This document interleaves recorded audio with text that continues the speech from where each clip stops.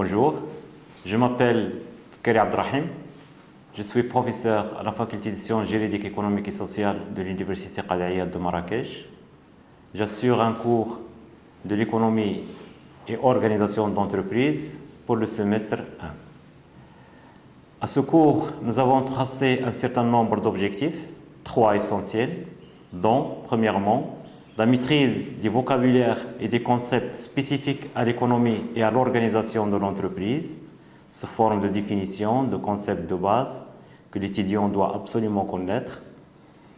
Deuxième objectif, c'est comprendre l'évolution de l'organisation des entreprises, comment cette organisation des entreprises a évolué dans le temps, depuis les premières formes de l'organisation jusqu'à nos jours, et les principaux théoriciens de cette organisation, les fondateurs de cette théorie des organisations, sachant bien que c'est une science qui découle essentiellement de la pratique, des expériences réalisées dans le terrain, dans les entreprises, qui donnent lieu à la théorisation par la suite. Et en troisième lieu, comme objectif de ce cours, c'est que l'étudiant doit saisir l'organisation comme un tout, comme un ensemble, comme un système, et comprendre aussi les relations entre les principales composantes de ce système. Par exemple, la fonction commerciale, relation de la production avec les autres fonctions, etc. Bien entendu, l'examen qui concerne cette matière va tenir compte de la capacité de l'étudiant à saisir tous ces objectifs.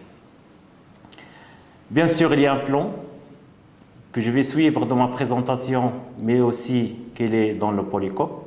Le cours est axé sur 2 parties. Donc une première partie qui s'intitule « L'organisation et l'administration de l'entreprise ». Elle comprend 2 chapitres. Le premier chapitre, l'organisation de l'entreprise, et le deuxième chapitre, la direction de l'entreprise. La deuxième partie va traiter des structures et des fonctions de l'entreprise. Alors là aussi, il y a 2 chapitres. On va voir dans un premier chapitre les structures de l'entreprise. Qu'est-ce qu'une structure? Les différentes structures de l'entreprise. Comment choisir une structure pour l'entreprise, etc. Et un dernier chapitre va traiter des principales fonctions de l'entreprise, à savoir la fonction production, la fonction commerciale, la fonction financière, la fonction d'approvision, essentiellement. Mais avant de commencer la présentation de ce cours, j'aimerais bien introduire par une introduction générale qui définit un peu le cadre du cours et le contexte dans lequel il s'inscrit. Quelle est l'importance de l'organisation, pourquoi étudier l'organisation, etc. Je ne trouve pas mieux que de commencer par la gestion de l'entreprise. C'est quoi la gestion de l'entreprise? Puisque le cours est adressé aux étudiants de la gestion essentiellement. Donc, la gestion de l'entreprise, c'est un bon point de départ pour aborder l'organisation de l'entreprise. Comme nous le savons tous, l'entreprise, c'est une organisation qui produit des biens et des services. Ces biens et ces services de toute nature, de tout genre, allant d'un produit alimentaire à la billetterie d'une agence, etc., sont vendus sur un marché pour un objectif. L'objectif, c'est donc pouvoir tirer un profit, un bénéfice. Le profit est quelque chose de très important pour l'entreprise parce qu'il va lui permettre de rémunérer les facteurs de production, rémunérer les capitaux investis sous forme d'intérêts, de dividendes, rémunérer les capitaux propres, rémunérer les capitaux étrangers, bien entendu distribuer des salaires, payer des impôts à l'État, réaliser des investissements par l'autofinancement, que ce soit des investissements de remplacement ou des investissements de croissance, et créer de la valeur ajoutée et participer à la richesse nationale, etc. Ou tout simplement continuer à exister, surtout dans un temps de crise comme nous le vivons actuellement. Donc il y a beaucoup d'objectifs pour l'entreprise et le profit est une nécessité pour pouvoir réaliser ces objectifs. Mais tout cela, tous ces objectifs interviennent dans un environnement interne et externe qui est caractérisé par des contraintes. L'environnement externe, par exemple, actuellement est caractérisé par la concurrence, la rareté des ressources, les matières premières, les capitaux, etc. Il y a une lutte pour s'accaparer des ressources disponibles sur le marché. Il y a le changement des habitudes de consommation. Ça veut dire qu'un produit peut rapidement devenir vétuste, ça veut dire démodé, et se voir remplacé par un autre produit, peut-être plus performant, peut-être moins cher, etc.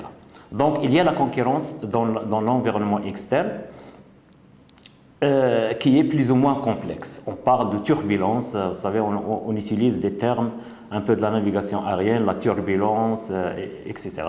Donc, ce sont des termes qui sont très importants et qui ont leur signification pour caractériser un peu l'environnement, le contexte général dans lequel agit l'entreprise. Ce contexte pose des défis importants à l'entreprise, bien entendu, et risque à tout moment de compromettre la réalisation de ses objectifs. Donc, pour atteindre son objectif ou bien ses objectifs, profit, croissance, survie, l'entrepreneur est en permanence face à 5 principaux problèmes ou 5 principales contraintes qu'il doit à tout moment résoudre. Dieu merci, pas tous à la fois, mais à chaque jour, il doit affronter un certain nombre de problèmes de ce genre. Ces problèmes sont, tout d'abord, je dirais des problèmes techniques. L'entrepreneur doit en permanence chercher des solutions techniques fiables, un matériel flexible qu'il peut utiliser d'une manière ou d'une autre, un matériel qui correspond aux normes, sachant bien que la production actuellement doit affronter un marché qui demande de plus en plus de normes sur le plan sanitaire, sur le plan environnemental, etc. Des problèmes techniques comme par exemple la maintenance, assurer la maintenance, etc. Et ce sont des problèmes, lorsque j'ai des problèmes, ce sont des problèmes qui coûtent, donc c'est de l'argent.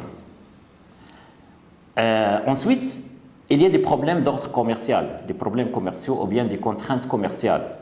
Il y a une lutte sur le marché. Il faut chercher des clients, il faut chercher des commandes, il faut assurer l'approvisionnement de l'entreprise en temps, en coût et en qualité désirée. Il faut maîtriser les circuits de distribution. Il faut assurer les meilleures conditions de règlement des clients, les meilleures conditions de paiement des fournisseurs. Tout cela a une incidence sur le financement des cycles d'exploitation, donc bien entendu sur le besoin en fonds de roulement de l'entreprise et sur sa structure financière. Il y a aussi une troisième catégorie des problèmes qui sont des problèmes financiers. Il faut chercher des moyens de financement, que ce soit pour les investissements ou bien pour financer le cycle d'exploitation.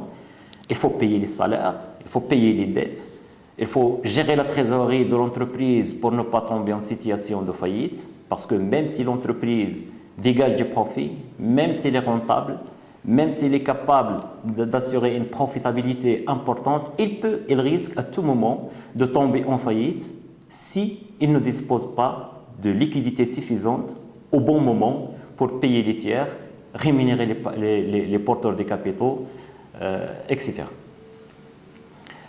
Comme quatrième catégorie des problèmes, il y a bien entendu des problèmes sociaux. L'organisation, c'est un ensemble social. Il y a des hommes, il y a des ressources humaines au sein de l'organisation. Donc évidemment qu'il y aura des conflits d'intérêts, des conflits d'objectifs entre la direction et les salariés, etc. Ce sont des conflits sociaux au sein de l'entreprise, donc qu'il faut à tout moment régler. Ensuite, il faut former le personnel pour qu'il soit à jour au niveau de la production, au niveau technique, etc. Il faut, bref, gérer des situations difficiles en cas de crise, licenciement, grève, etc. Là, ce sont des problèmes sociaux qui s'ajoutent aux problèmes commerciaux, aux problèmes financiers et aux problèmes techniques. Donc, disons que la gestion de l'entreprise intervient dans un environnement interne, mais aussi externe, qui est fait de plusieurs contraintes, de plusieurs problèmes qu'on doit résoudre. L'entrepreneur ou le gestionnaire doit donc réaliser les objectifs de l'entreprise ou de l'organisation en tenant bien entendu compte de toutes ces contraintes. Mais il faut dire aussi que dans l'environnement, il n'y a pas tout simplement les contraintes, mais il y a aussi des opportunités. Et il y a des opportunités à qui c'est les exploiter, et c'est là où se trouve toute la différence des styles de management et de gestion. Donc, c'est quoi la gestion finalement? La gestion finalement, c'est un art de conduire ou de piloter une organisation, donc pas seulement une entreprise, sous tous ses aspects. Donc, gérer, c'est avoir l'habilité, avoir la capacité, l'art de conduire. On parle de piloter, là aussi c'est un terme de la navigation aérienne, piloter une organisation, et essayer au maximum d'éviter les écueils, essayer au maximum d'éviter les turbulences pour arriver à bon port et réaliser une rentabilité capable de réaliser la continuité et la croissance de l'entreprise.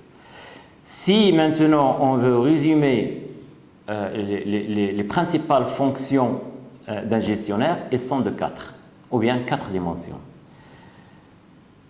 Tout d'abord, c'est la planification, c'est-à-dire il fixe les objectifs à atteindre, il dresse les plans de travail devant mener à la réalisation des objectifs, il mobilise, il cherche les ressources nécessaires pour réaliser ses objectifs, etc. Donc, en premier lieu, c'est un planificateur, il planifie. Au second lieu, il pilote, il dirige. Il dirige, donc c'est la direction. Remarquons ici que le mot direction a deux sens. Une action, le fait d'agir. J'agis, je dirige, donc une action. Mais aussi un sens de destination, la direction nord, la direction est. C'est définir aux collaborateurs vers où aller suivant les objectifs tracés, avec tout ce que cela suppose en termes de mobilisation. Donc mobiliser, c'est réunir en vue d'une action, mobiliser les troupes par exemple, mobiliser une armée, donc c'est mobiliser, c'est tracer un objectif et animer le personnel pour réaliser cet objectif. Il faut motiver, créer chez quelqu'un les conditions qui le poussent à agir. Donc là, on parle de leadership.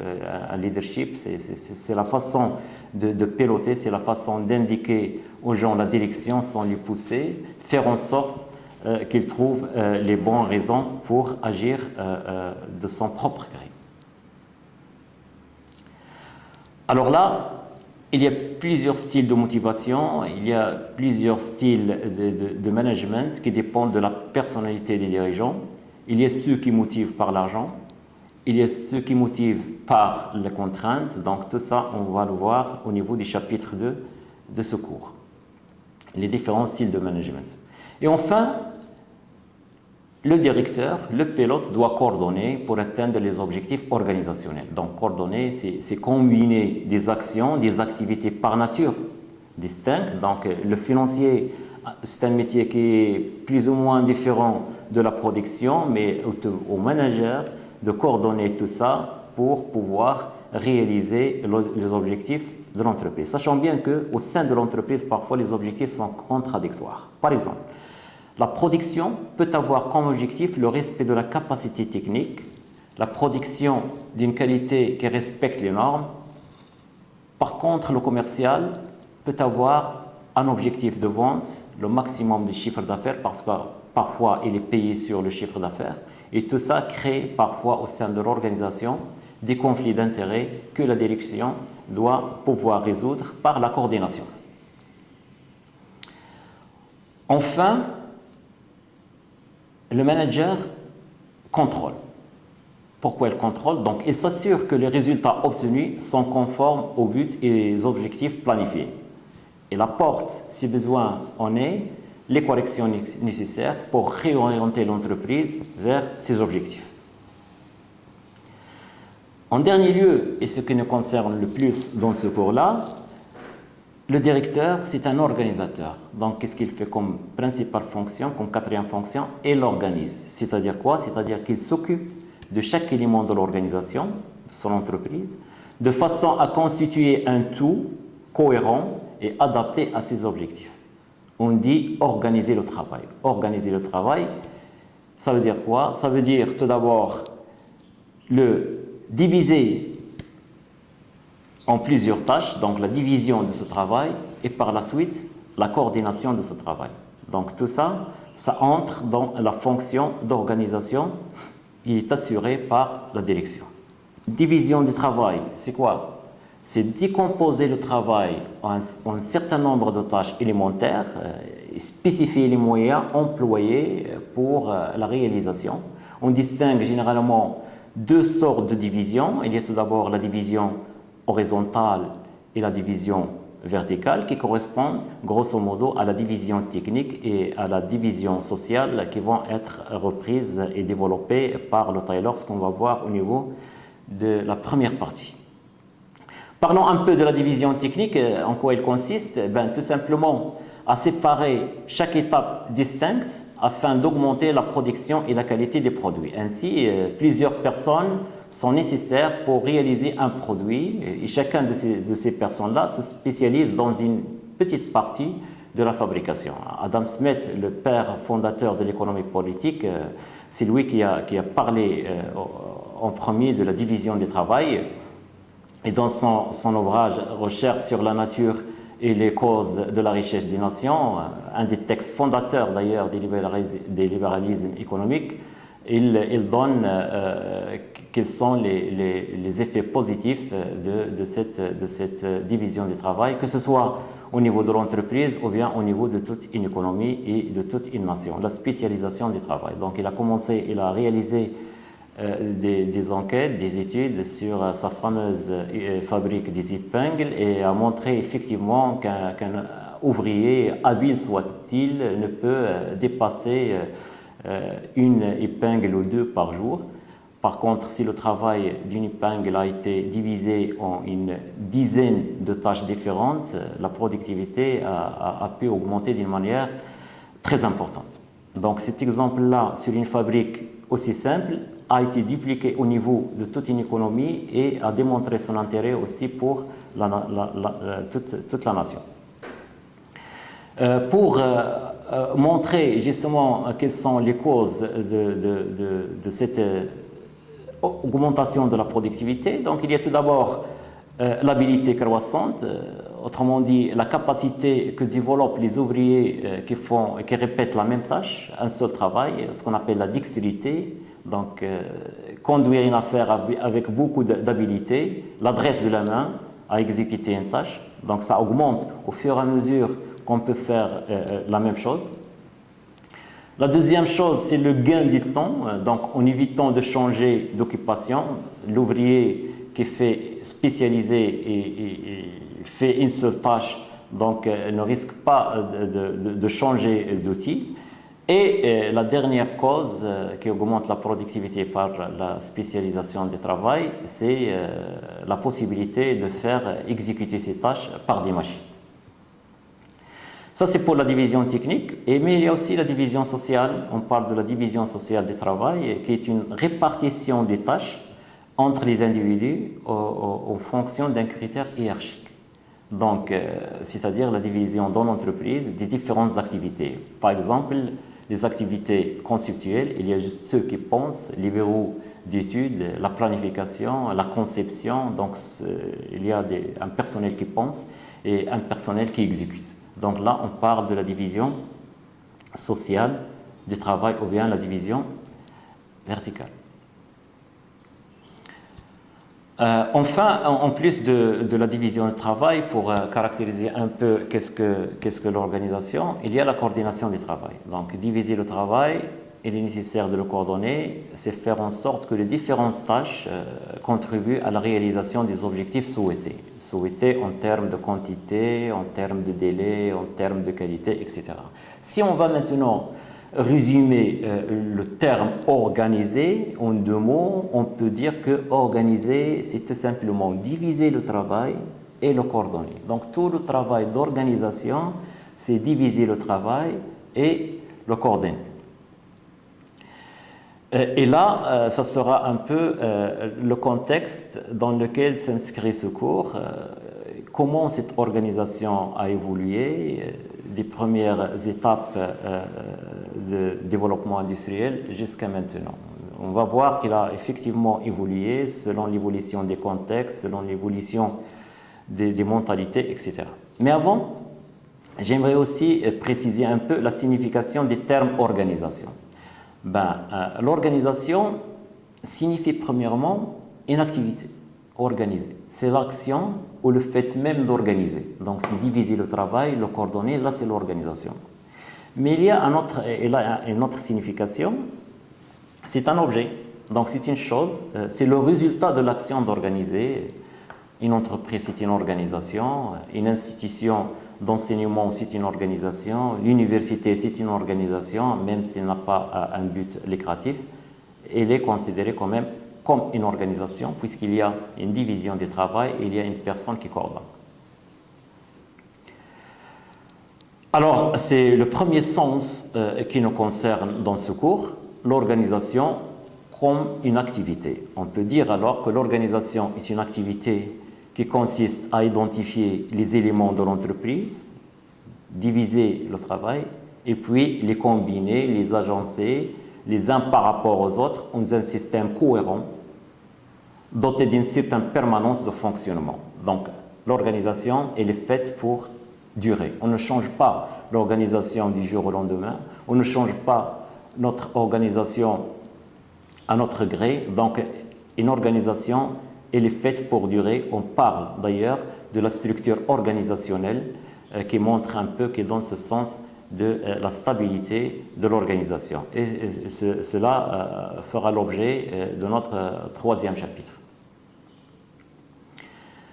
Mais toutefois, même si l'organisation ne change pas, même si elle est faite pour durer, même s'il y a une structure plus ou moins stable, on peut assister à un changement de l'importance qui est donnée à l'une ou à l'autre composante de cette organisation. Et cela, on peut le mettre par rapport à l'évolution des contextes. Je m'explique. Si on revient un peu avant les années 80, la fonction production au sein de l'entreprise était la fonction principale. La production était la fonction principale au sein de l'entreprise avant les années 80. Pourquoi? Tout simplement, on était dans une logique d'offre. Ça veut dire qu'il suffisait tout simplement de produire pour que toute notre production trouve preneur dans le marché. La demande était au rendez-vous, donc les problèmes, c'était un peu des problèmes de production. On est dans une logique d'offre. Il suffisait d'offrir pour que la marchandise trouve son marché. Donc, il n'y avait pas beaucoup de soucis par la demande. Cette logique, actuellement, a été inversée. Depuis, on a assisté à une concurrence acharnée dans le marché, suite au développement technologique, au développement de l'innovation, etc. La concurrence a fait que, au sein de l'entreprise, la fonction production a été reléguée au deuxième plan. Donc, il faut tout d'abord aller chercher la demande, faire des études de marché, développer un marketing et revenir par la suite pour tracer des objectifs de production à l'entreprise. Donc, le primat, l'importance a été donnée à la fonction, si vous voulez, mercatique et la fonction commerciale. Ça, c'était après les années 80. Actuellement, depuis les années 90 jusqu'à nos jours, nous pouvons dire que la concurrence a entraîné des impératifs de qualité qui ont redonné à la fonction de production une certaine importance. Dans le sens où il y a une montée actuellement des normes de production, des normes de l'environnement, etc., de telle manière que la fonction de production doit respecter ces normes, doit respecter ces prescriptions environnementales pour que l'entreprise puisse continuer à exister sur le marché. Pensez par exemple aux pertes subies par les firmes multinationales à cause de la dénonciation du travail des enfants, notamment dans leurs filiales ou chez leurs sous-traitants dans les pays du Sud. L'importance donc a été redonnée à la production, qui doit être vigilante, respecter les normes, ne pas produire n'importe quoi, etc. Ce sont donc là, tous les éléments qui seront traités dans ce cours, en commençant par voir comment cette activité d'organisation a évolué dans le temps, quels sont les principes fondateurs de l'organisation, quels sont les principaux auteurs de la théorie des organisations et de la direction, quels sont les différents styles de management, quelles sont les différentes formes d'organisation, les structures organisationnelles, et enfin, quelles sont les principales fonctions de l'entreprise. Donc là, c'est une introduction qui synthétise un peu l'objectif de ce cours.